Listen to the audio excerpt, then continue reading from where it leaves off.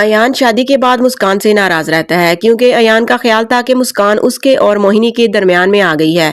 مسکان نے اپنے ابا کے ساتھ مل کر موہنی کو راستے سے ہٹا دیا اور خود مسکان نے موہنی کی جگہ لے لی۔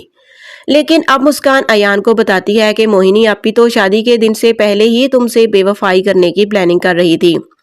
مسکان ایان کو موہنی اور اس کی سہیلیوں کے ساتھ کی گئی ساری باتیں بتاتی ہے۔ کس طرح موہنی اپنی دوستوں کو زارون اور زارون کی اظہار محبت کی کہانیاں سنایا کرتی تھی۔ مسکان کہتی ہے کہ اس نے موہنی کے منہ سے سنا تھا کہ وہ نکاح سے انکار کر دے گی۔ اصل میں ایان نے اپنی نادانی میں ہی خود ہی موہنی سے دھوکہ کھایا ہوتا ہے اور اب وہ اس کی سزا مسکان کو دے رہا ہے۔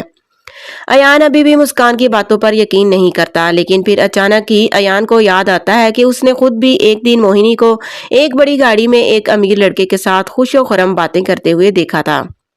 لیکن اس وقت ایان کی آنکھوں پر موہنی کی محبت کی پٹی بندھی ہوئی تھی، تب اس نے موہنی کی اس حرکت کو اگنور کر دیا تھا۔ لیکن اب آہستہ آہستہ ایان کو مسکان کی باتیں سمجھ آنے لگی ہیں۔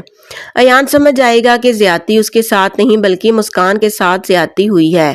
موہنی نے ایان کے ساتھ ساتھ اپنی سوتیلی بہن مسکان کو بھی دھوکہ دیا ہوتا ہے۔